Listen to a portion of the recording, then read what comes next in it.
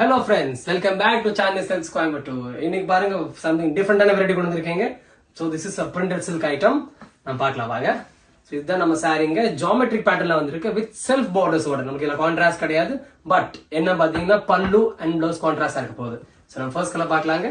ஒரு wine shade saree கூட self border with contrast முந்தானிங்க பாருங்க.